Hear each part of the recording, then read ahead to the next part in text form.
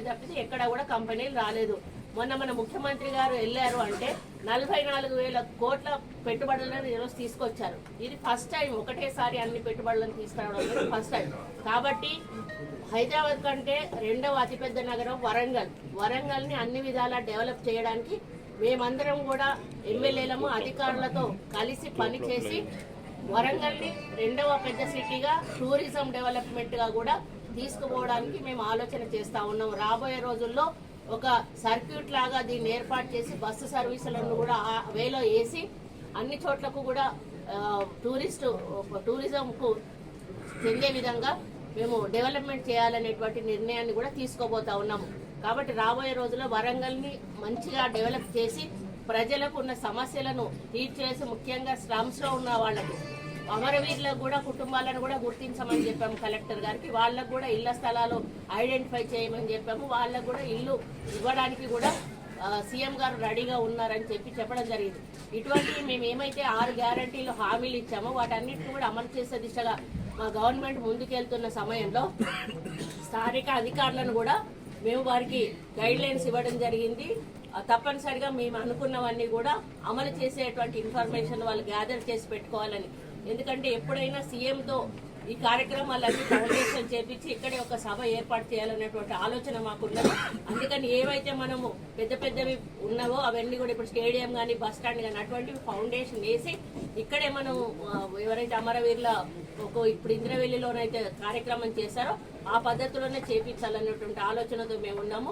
కలెక్టర్లకు కమిషనర్ గారికి కూడా మేము సూచించడం జరిగింది. వారు ఓకే చెప్పారు. ఇంకా మా మీటింగ్ కంటిన్యూ కాబోతా ఉంది. ఇంకా అందులో కూడా సంబంధించిన ఇంకా చాలా మేము నిర్ణయాలు కూడా తీసుకోబోతున్నామని ఈ సందర్భంగా తెలియజేస్తూ మరి నిన్న కవిత గారు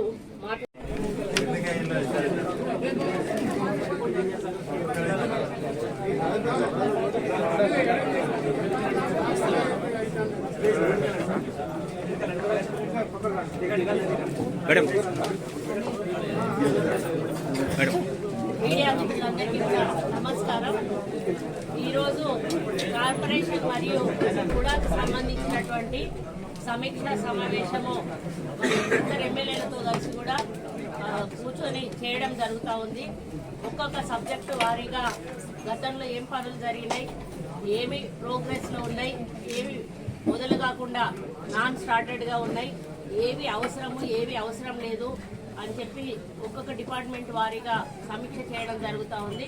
ఇప్పటి వరకు ఉన్న భద్రాద్రి శ్రీరాముడికి పట్టు వస్త్రాలు పట్టుకొని పోయిండు మీ అన్న కొడుకు. ఆయన ఏ హోదాలో పోయిండో దానికి ఒక్కదానికి ఆన్సర్ చెప్తే వీటన్నిటికీ కూడా ఆన్సర్ దొరుకుతుంది అనేది నేను తెలియజేస్తా ఉన్నాను. ప్రభుత్వ నిధుల దుర్వినియోగం గురించి మాట్లాడే నైతిక హక్కు మీకు అస్సలు లేదని చెప్తా ఉన్నాను. ఈరోజు 100 కోట్లు 200 కోట్లు పెట్టి మీ సొంత ఫ్లైట్ కొనుక్కునే స్థాయికి మీరు ఎట్లా ఎదిగారో అని అడుగుతా ఉన్నాను. అమెరికాలో అంట్లు దోమికున్నటోళ్ళు వచ్చి ఈరోజు తెలంగాణ ప్రజల సొమ్మును దోసుకొని తిని కోట్లకు పడగలెత్తి ఈరోజు ప్రజాధనాన్ని దుర్వినియోగం చేసింది మీరు కాదా అని చెప్పి అడుగుతా ఉన్నారు. ఈరోజు లిక్కర్ స్కామ్ లో ఇరుక్కొని లిక్కర్ రాణిగా పేరొంది ఈరోజు బీజేపీ కాళ్ళ మీద పడి మిమ్మల్ని అరెస్ట్ చేయకుండా ఈరోజు మీరు ఇది ఇంటర్నల్ గా అండర్స్టాండింగ్ తో పోయి ఈరోజు బయట పడ్డది మీరు కాదా అని చెప్పి అడుగుతా ఉన్నారు. కాబట్టి కాంగ్రెస్ పార్టీని ఈరోజు ప్రజలు విశ్వసించారు. మిమ్మల్ని బీజేపీ పార్టీని నమ్మలేదు కాబట్టే మీరు చేసే మోసాలు గుర్తించారు. కాబట్టి మీరు చేస్తున్న ప్రజాధనం యొక్క దుర్వినియోగాన్ని గుర్తించారు. కాబట్టి పేదల గురించి పట్టించుకోవడం లేదు. కాబట్టి ఈరోజు పేదల పాలన అంటే కాంగ్రెస్ పార్టీ ద్వారానే అవుతుందని వాళ్ళు తెలుసుకున్నారు. కాబట్టి ఈరోజు కాంగ్రెస్ పార్టీని అధికారంలోకి తీసుకొచ్చారు. మళ్ళీ కూడా పార్లమెంట్ ఎన్నికలు రాబోతా ఉన్నాయి.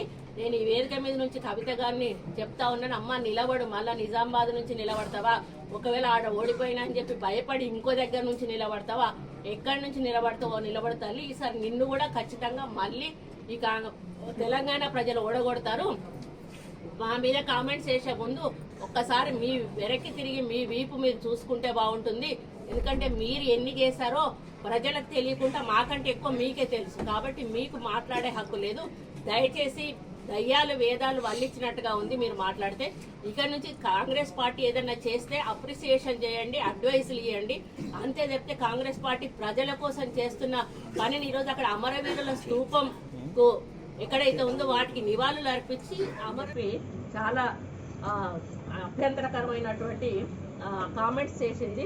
అమ్మ తల్లి, నేను ఒక్కటే అడుగుతా ఉన్నా, భద్రాద్రి శ్రీరాముడికి పట్టు వస్త్రాలు నీ పట్టుకొని పోయిండు మీ అన్న కొడుకు. ఆయన ఏ హోదాలో పోయిండో దానికి ఒక్కదానికి ఆన్సర్ చెప్తే వీటన్నిటికీ కూడా ఆన్సర్ దొరుకుతుంది అనేది నేను తెలియజేస్తా ఉన్నాను. ప్రభుత్వ నిధుల దుర్వినియోగం గురించి మాట్లాడే నైతిక హక్కు మీకు అస్సలు లేదని చెప్తా ఉన్నాను. ఈరోజు 100 కోట్లు 200 కోట్లు పెట్టి మీ సొంత ఫ్లైట్ కొనుక్కునే స్థాయికి మీరు ఎట్లా ఎదిగారు అని అడుగుతా ఉన్నాను. అమెరికాలో అంట్లు దొమ్ముకున్నటువంటి వచ్చి ఈరోజు తెలంగాణ ప్రజల సొమ్మును దోసుకొని తిని కోట్ల రూపాయలు కోట్లకు పడగలెత్తి ఈరోజు ప్రజాధనాన్ని దుర్వినియోగం చేసింది మీరు కాదా అని చెప్పి అడుగుతా ఉన్నారు.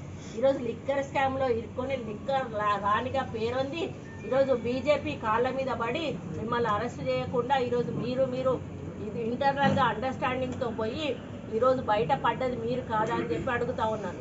కాబట్టి కాంగ్రెస్ పార్టీని ఈరోజు ప్రజలు విశ్వసించారు. మీలోనే ఉన్నారు కదా, అప్పుడు ఎందుకు పెట్టలేదు పూలే గారి విగ్రహం?